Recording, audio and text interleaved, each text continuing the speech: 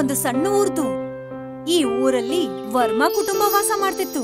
ರಾಧಾ ವರ್ಮಾ, ಯಶವಂತ್ ವರ್ಮಾ ಮತ್ತೆ ಅವ್ರ ಮಗ ಶ್ರವಣ್. ಕೇವಲ 3 ಜನ ಅಷ್ಟೇ. ಏನು ಅಂದ್ರೆ ನಾನೇನ್ ಯೋಚಿಸ್ತಿದ್ದೆ ಅಂದ್ರೆ ನಾವೀಗ ಶ್ರವಣ್ಗೆ ಮದ್ವೆ ಮಾಡ್ ಮುಗಿಸ್ಬಿಡ್ಬೇಕು. ಹೇಳ್ಬೇಕು ಅಂದ್ರೆ ನನ್ನಿಂದ ಒಬ್ರು ಕೈಲೇ ಮನೆ ಕೆಲ್ಸ ಮಾಡಕ್ ಆಗಲ್ಲ ರೀ. ನಾನು ಕೂಡ ನನ್ನ ಮನ್ಸಲ್ಲಿ ಇದನ್ನೇ ಯೋಚಿಸ್ತಾ ಇದ್ದೆ.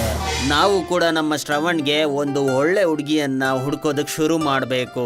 ನನ್ ಗಮನದಲ್ಲಿ ಒಬ್ಳು ಒಳ್ಳೆ ಹುಡುಗಿ ಇದ್ದಾಳೆ. ಮತ್ತೆ ಯಾಕೆ ತಡ ಮಾಡೋದು, ನಡಿ ಹುಡುಗಿಯನ್ನ ನೋಡ್ಕೊಂಡೇ ಬಂದ್ಬಿಡೋಣ. ನೀವ್ ಹೂ ಅನ್ಬೇಕಾಗಿತ್ತು ಅಷ್ಟೇ. ನಾವೀಗ ಶ್ರವಣ್ನ ಒಂದ್ ಮಾತೇನಾದ್ರೂ ಕೇಳ್ಬೇಕಾ? ಅರೆ ಶ್ರವಣ್, ಹೇಳಿ ಅಪ್ಪ.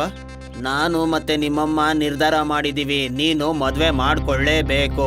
ಅದು ಅಲ್ದೆ ಅಮ್ಮನ್ಗೆ ಮನೆ ಕೆಲ್ಸದಲ್ಲಿ ಸಹಾಯಕ್ಕೆ ಬೇಕೇ ಬೇಕು. ನಿಮ್ಗೆ ಹೇಗನ್ಸುತ್ತೋ ಹಾಗೆ ಮಾಡಿ.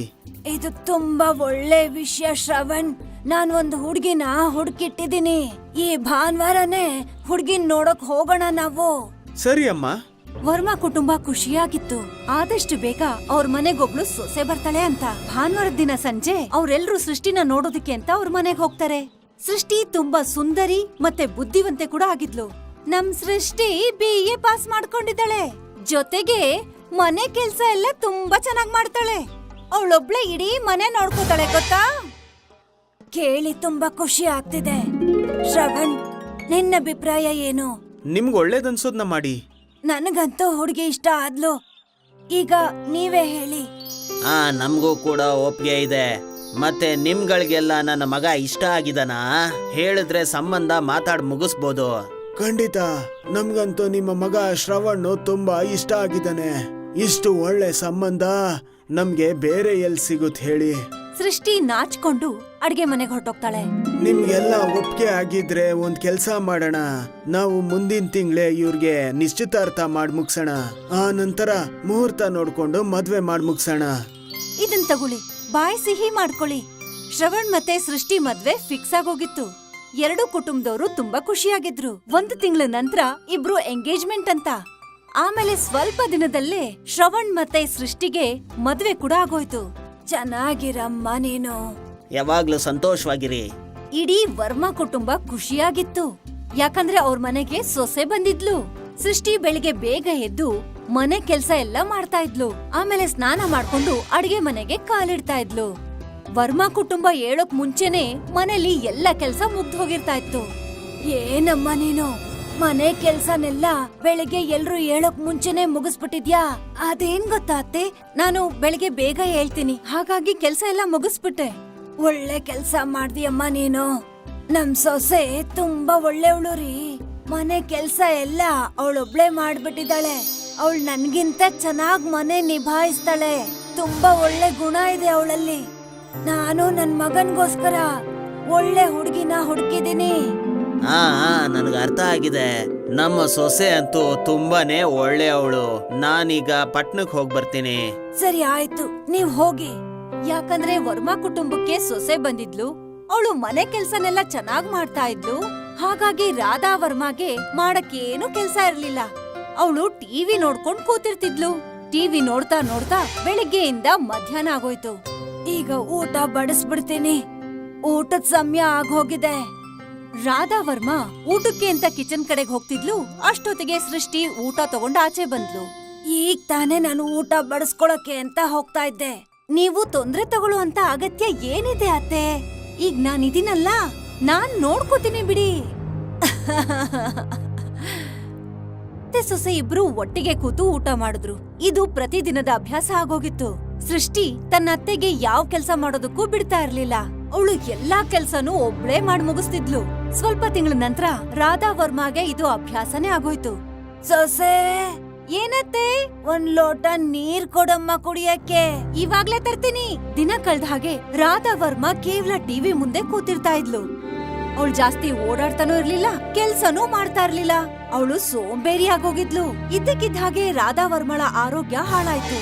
ನನ್ ದೇಹ ಪೂರ್ತಿ ನೋವಾಗ್ತಿದೆ. ಏನ್ ಮಾಡ್ಬೇಕು ಅಂತಾನೆ ಅರ್ಥ ಆಗ್ತಾ ಇಲ್ಲ ರೀ. ವಾತಾವರಣ ಚೆನ್ನಾಗಿಲ್ಲ, ಮತ್ತೆ ಅದಕ್ಕೂ ಮೇಲೆ ನಿನ್ನ ವಯಸ್ಸು ಕೂಡ ಜಾಸ್ತಿ ಆಗ್ತಾ ಇದೆ. ನಿಮ್ ಮಾತಿನ ಅರ್ಥ ಏನಂದ್ರೆ ನಾನ್ ಮುದ್ಕಿ ಆಗೋದೆ ಅಂತನಾ? ಆ ನಿಜಾನ ಹೇಗ್ ಮುಚ್ಚಿಡೋದಕ್ಕಾಗುತ್ತೆ ಹೇಳು? ನಾನು ಮುದುಕಿ ಆದ್ರೆ ನೀವು ಮುದುಕ ಆಗೋದ್ರಿ. ನಾನ್ ಯಾವಾಗಿಲ್ಲ ಅಂದೆ, ನಾನು ಕೂಡ ಮುದಿಯಾನೆ. ರಾಧಾ ವರ್ಮಾ ತನ್ನ ಕಾಯಿಲೆ ಬಗ್ಗೆ ಅಷ್ಟು ಗಮನ ಕೊಡ್ಲಿಲ್ಲ. ಅವಳು ತನ್ನ ಮಂಡಿ ನೋವನ್ನ ತುಂಬಾ ಸುಲಭವಾಗಿ ತಗೊಂಡ್ಲು. ಸ್ವಲ್ಪ ಸಮಯ ಹಾಗೆ ಕಳಿತು, ಅವಳ ಸಮಸ್ಯೆನೂ ಜಾಸ್ತಿ ಆಯ್ತು. ನಿಧಾನವಾಗಿ ಅವಳ ದೇಹ ದಪ್ಪ ಆಗೋಕ್ ಶುರುವಾಯ್ತು. ಅವಳು ಬೇಕು ಅಂದ್ರೂ ಕೂಡ ಜಾಸ್ತಿ ನಡೆಯೋದಕ್ಕಾಗ್ತಾ ಇರ್ಲಿಲ್ಲ. ಅವಳ ಹೊಟ್ಟೆ ಕೂಡ ಊದ್ಕೋತಾ ಇತ್ತು. ಒಂದು ದಿನ ಏನಾಯ್ತು ಅಂದ್ರೆ, ಶ್ರವಣ್ ಡಾಕ್ಟರ್ನ ಮನೆಗೆ ಕರೆಸ್ತಾನೆ. ನನ್ ಮಂಡಿ ಪೂರ್ತಿ ನೋವಾಗ್ತಿದೆ, ನನಗ್ ನಡಿಯಕ್ಕೂ ಆಗಲ್ಲ, ಯಾವ್ದೇ ಕೆಲ್ಸ ಮಾಡಕ್ಕೂ ಆಗಲ್ಲ. ಹೀಗೆಲ್ಲ ಯಾವಾಗಿಂದ ಆಗ್ತಿದೆ? ಅದು ಕೆಲವು ತಿಂಗಳಿಗಳಿಂದ. ಈ ಹಿಂದೆ ನಿಮ್ಮ ಲೈಫ್ ಸ್ಟೈಲ್ ಹೇಗಿತ್ತು? ನನ್ನ ಮಾತಿನ ಅರ್ಥ, ನಿಮ್ಮ ದಿನಚರಿ ಹೇಗಿತ್ತು? ಬೆಳಗ್ಗೆಯಿಂದ ಸಂಜೆ ತನಕ ಮನೆ ಕೆಲ್ಸ ಎಲ್ಲ ಮಾಡ್ತಿದ್ದೆ, ಆದ್ರೆ ಅವಾಗೇನು ತೊಂದ್ರೆ ಇರ್ಲಿಲ್ಲ. ಆಮೇಲೆ ಮಗನ್ಗೆ ಮದ್ವೆ ಮಾಡ್ದೆ, ಆಮೇಲೆ ಮನೆ ಕೆಲ್ಸ ಎಲ್ಲ ಅವಳೇ ನೋಡ್ಕೋತಾಳೆ. ಹಾಗಾದ್ರೆ ನೀವು ದಿನ ಪೂರ್ತಿ ಏನ್ ಮಾಡ್ತೀರಾ? ಏನ್ ಮಾಡ್ಲಿ, ಟಿವಿ ನೋಡ್ತೀನಿ. ನಿಮ್ಗೆ ಔಷಧಿಯ ಅಗತ್ಯ ಇಲ್ಲ. ಏನ್ ಹೇಳ್ತಿದ್ದೀರಾ ಡಾಕ್ಟರ್? ನಿಮ್ಮ ಅಮ್ಮಂಗೆ ಯಾವುದೇ ರೋಗ ಇಲ್ಲ. ಅವರು ಅವರ ಶರೀರಕ್ಕೆ ಅಗತ್ಯಕ್ಕಿಂತ ಜಾಸ್ತಿ ರೆಸ್ಟ್ ಕೊಡ್ತಿದ್ದಾರೆ. ಜೀವನ ಪೂರ್ತಿ ಅವರು ಕೆಲಸ ಮಾಡ್ತಾ ಇದ್ರೆ ಎಲ್ಲ ಸರಿಯಾಗೇ ಇರುತ್ತೆ. ಈಗ ಇವ್ರಿಗೆ ಮಾಡೋದಕ್ ಬೇರೆ ಏನು ಕೆಲಸ ಇಲ್ಲ, ಹಾಗಾಗಿ ಅವರ ದೇಹದ ಚಟುವಟಿಕೆ ಬದಲಾಗಿದೆ. ನಾನು ಒಂದು ಸಲಹೆ ಕೊಡ್ತೀನಿ, ಇವರು ಸ್ವಲ್ಪ ಕೆಲಸ ಮತ್ತೆ ವಾಕಿಂಗ್ ಶುರು ಮಾಡ್ಲೇಬೇಕು. ಸರಿ ಡಾಕ್ಟರ್. ಡಾಕ್ಟರ್ ಹೋದ ನಂತರ ರಾಧಾ ವರ್ಮಾ ಯೋಚಿಸ್ತಾಳೆ, ಏನ್ ಹಾಗಾಗಕ್ಕೂ ಸಾಧ್ಯನಾ? ಯಾವ ಕೆಲ್ಸನೂ ಮಾಡ್ಲಿಲ್ಲ ಅಂದ್ರೆ ಕಾಯಿಲೆ ಬಂದ್ಬಿಡತ್ತಾ? ಆದ್ರೆ ಇರ್ಬಹುದೇನೋ. ಮಾರನೇ ದಿನದಿಂದ ರಾಧಾ ವರ್ಮಾ ಮನೆ ಕೆಲಸ ಮಾಡೋದಕ್ಕೆ ಆರಂಭ ಮಾಡ್ತಾಳೆ. ಮತ್ತೆ ತನ್ನ ಗಂಡನ್ ಜೊತೆ ಹೊರಗಡೆ ವಾಕಿಂಗ್ ಕೂಡ ಹೋಗ್ತಾಳೆ. ನಿಧಾನವಾಗಿ ಅವಳ ಮಂಡಿ ನೋವು ಕಮ್ಮಿ ಆಗತ್ತೆ. ಸ್ವಲ್ಪ ದಿನದಲ್ಲೇ ಅವಳು ಪೂರ್ತಿಯಾಗಿ ಸರಿ ಹೋಗ್ತಾಳೆ. ರಾಧಾ ವರ್ಮಾಳಿಗೆ ಅವಳು ತಪ್ಪೇನು ಅಂತ ಅವಳಿಗೆ ಅರ್ಥ ಆಗತ್ತೆ. ಆಗಿಂದ ಅವಳಿನ್ ಯಾವತ್ತೂ ಸೋಂಬೇರಿ ಆಗ್ಲೇ ಇಲ್ಲ. ಇದರಿಂದ ನಮ್ಗ್ ಒಂದ್ ಅರ್ಥ ಆಗತ್ತೆ, ನಾವ್ ಯಾವಾಗ್ಲೂ ಆರೋಗ್ಯವಾಗಿರ್ಬೇಕು ಅಂದ್ರೆ ನಮ್ಮ ದೇಹನ ಸ್ವಲ್ಪನಾದ್ರೂ ದಂಡಿಸ್ಬೇಕು. ಆಲಸ್ಯ ಮತ್ತು ಅತಿ ವಿಶ್ರಾಂತಿ ದೇಹಕ್ಕೆ ಒಳ್ಳೆದಲ್ಲ, ಹಾನಿಕಾರಕ. ರಿಷಬ್ ಕೋಲ್ಕತ್ತಾನಲ್ಲಿ ಕೆಲ್ಸ ಮಾಡ್ತಿದ್ದ.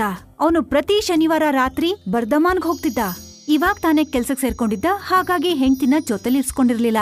ಅವನಿಗ್ ಮದ್ವೆ ಆಗಿ 2 ವರ್ಷ ಆಗಿತ್ತು.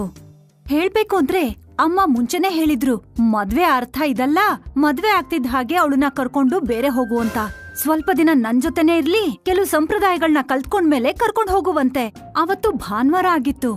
ಮೋಲಿ ಮನೆ ಕ್ಲೀನ್ ಮಾಡ್ತಾ ಇದ್ಲು.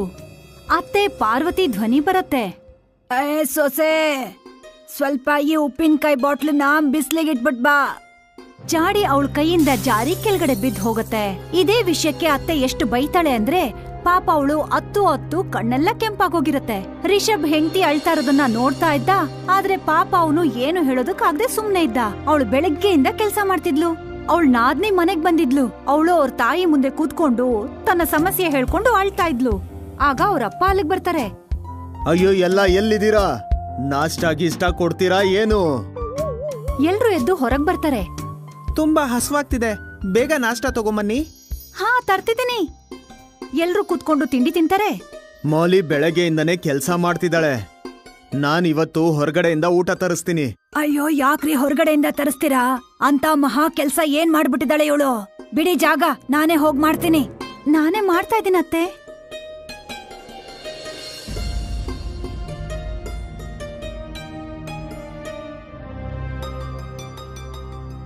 ಸರಿ ಮೌಲಿ, ನಮ್ ಜೊತೆ ನೀನು ಮಾರ್ಕೆಟ್ಗ್ ಬಾ.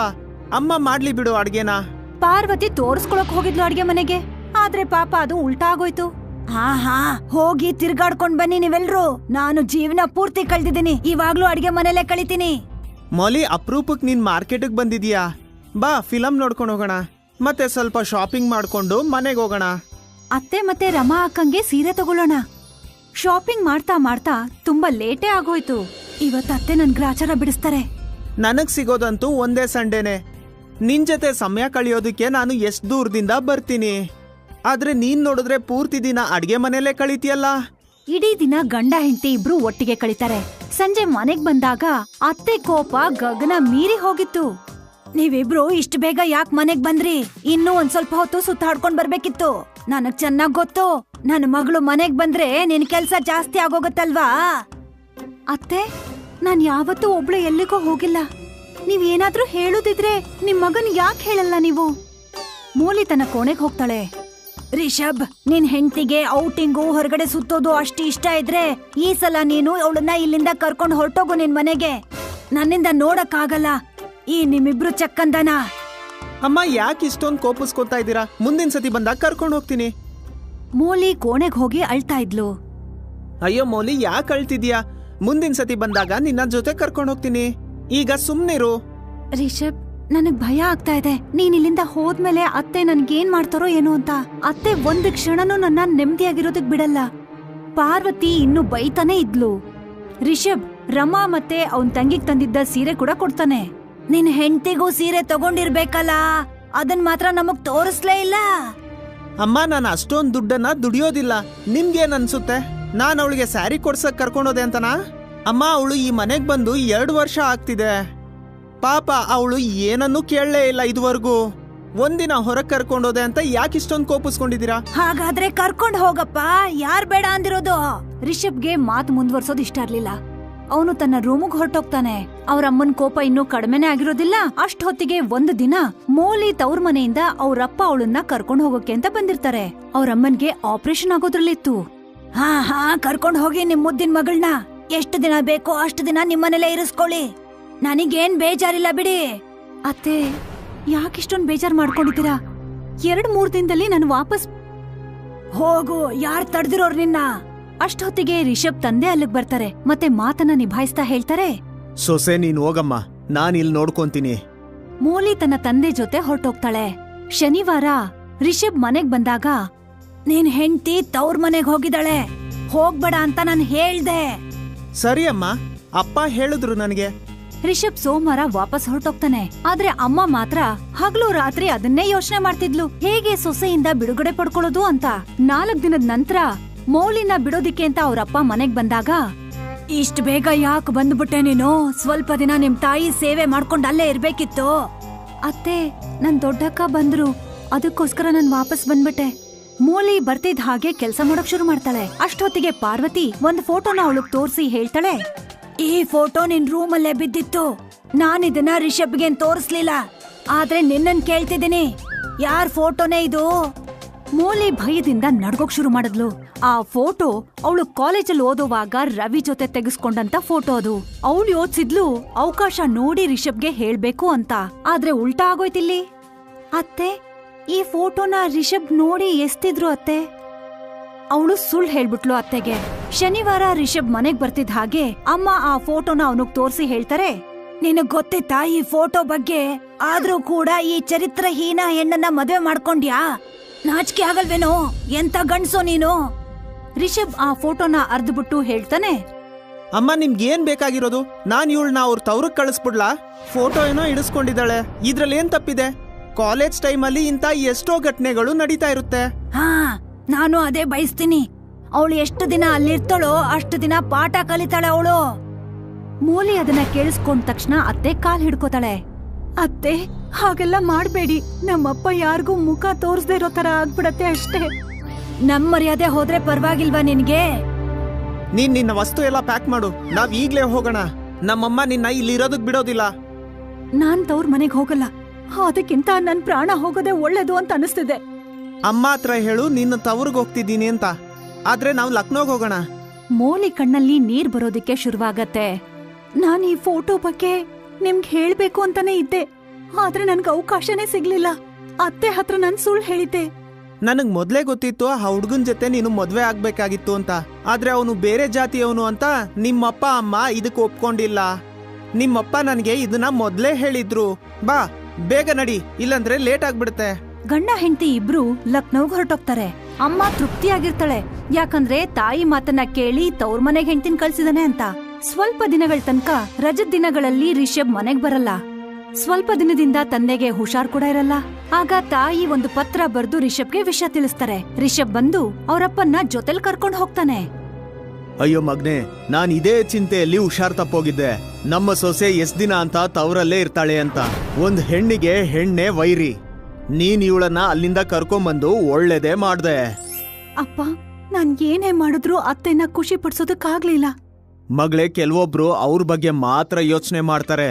ಅವ್ರಿಗೆ ಮಗ ಮಗಳು ಯಾರ ಸಂತೋಷನೂ ಮುಖ್ಯ ಅನ್ಸೋದಿಲ್ಲ. ಅವ್ರಿಗೆ ಸಂತೋಷ ಸಿಗೋದು ಅವರ ಅಹಮ್ಮನ್ನ ಸಂತೋಷ ಪಡಿಸಿದಾಗ ಮಾತ್ರ. ಪಾರ್ವತಿ ಅಂತವ್ರಲ್ಲೇ ಒಬ್ಳು. ತಂದೆನ ಹಾಸ್ಪಿಟ್ಲ್ಗೆ ತೋರಿಸ್ತಾನೆ. ಅವ್ರು ಹುಷಾರಾದ್ಮೇಲೆ ವಾಪಸ್ ಬಂದಾಗ ನಾನಂತೂ ಈಗ ಪೂರ್ತಿ ಸರಿ ಹೋಗಿದ್ದೀನಿ. ಈಗ ಸೊಸೆನ ಕರಿ, ಎಲ್ಲಿವರೆಗೂ ತವರಲ್ಲೇ ಇರ್ತಾಳೆ. ಏನು ಬೇಕಾಗಿಲ್ಲ, ಅವಳು ಅಲ್ಲೇ ಇರ್ಲಿ. ಮಾರನೇ ದಿನ ಮೋಲಿ ತಂದೆ ಯಾವ್ದೋ ಕೆಲ್ಸದ ಮೇಲೆ ಆ ಊರಿಗೆ ಬಂದಿದ್ರು. ಹಾಗಾಗಿ ಮನೆಗ್ ಬಂದ್ರು. ಈಗ ಗೋಳ ಆಡ್ಕೊಂಡು ಕೇಳ್ತಾನೆ, ನಿಮ್ ಸೊಸೆನ ವಾಪಸ್ ಕರ್ಕೊಂಡ್ ಬನ್ನಿ ಅಂತ. ಆದ್ರೆ ನಾನೇನ್ ಕಮ್ಮಿ ಇಲ್ಲ, ಸರಿಯಾಗಿ ಬೈದ್ ಕಳಿಸ್ತೀನಿ ಅವ್ರನ್ನ. ಮೋಲಿಯಲ್ಲಿ ಕಾಣಿಸ್ತಾನೆ ಇಲ್ವಲ್ಲ. ಅವಳು ಇವಾಗ ಇಲ್ಲಿರೋದಿಲ್ಲ. ರಿಷಬ್ಗೆ ಊಟ ತಿಂಡಿಗೆಲ್ಲ ಕಷ್ಟ ಆಗ್ತಿತ್ತು, ಅದಕ್ಕೆ ಅವನು ಅವಳನ್ನ ಕರ್ಕೊಂಡು ಹೋದ. ಪಾರ್ವತಿ ಆ ವಿಷಯ ಕೇಳ್ತಿದ್ ಹಾಗೆ ಅವಳಿಗೆ ಆಶ್ಚರ್ಯ ಆಗತ್ತೆ. ಅವಳು ಮನೆನಲ್ಲೇ ಅವಳಿಗೆ ಇಷ್ಟು ದೊಡ್ಡ ಮೋಸ ಆಗಿದೆ ಅಂತ. ಅವ್ರು ಹೋದ ಮೇಲೆ ಇಂಥ ಮಗ ಇರೋದ್ರಿಂದ ನನಗೆ ಗಂಡ ಮಕ್ಳಿಲ್ಲ ಅಂದಿದ್ರೇನೆ ಚೆನ್ನಾಗಿರ್ತಿತ್ತು. ನಿನ್ನಂತ ಹೆಂಗಸರ್ಗೆ ಹೀಗೆ ಆಗ್ಬೇಕು. ಮಕ್ಕಳ ಸುಖ ಸಂತೋಷದ ಜೀವನದ ಬಗ್ಗೆ ನಿನ್ಗೆ ಸ್ವಲ್ಪನೂ ಕಾಳಜಿನೇ ಇಲ್ಲ. ಆಗ ನಿನ್ ಮಗಳು ಮನೆಯಿಂದ ಓಡೋಗಿ ಮದ್ವೆ ಆಗ್ಬೇಕು ಅಂತ ನಿರ್ಣಯ ಮಾಡಿದ್ಲಲ್ಲ, ಎಲ್ಲೋಗಿತ್ತು ಆಗ ನಿನ್ನ ಮರ್ಯಾದೆ? ಹೇಗೋ ಸರಿಯಾದ ಸಮಯದಲ್ಲಿ ಸೊಸೆ ಅವಳಿಗೆ ಹೇಳಿ ಅರ್ಥ ಮಾಡಿಸಿ ರಾಜಿ ಮಾಡಿಸಿದ್ಲು. ಹಿಂದೆನೆ ರಿಷಬ್ ಮತ್ತೆ ರಮಾ ಕೂಡ ಬಂದಿದ್ರು. ಪಾರ್ವತಿ ಆಡಿದ ಮಾತುಗಳೆಲ್ಲ ಮುಗ್ದು ಹೋಗಿತ್ತು. ಅವಳ ತಲೆ ನಾಚಿಕೆಯಿಂದ ಕೆಳಗಡೆ ತಗ್ಸಿದ್ಲು.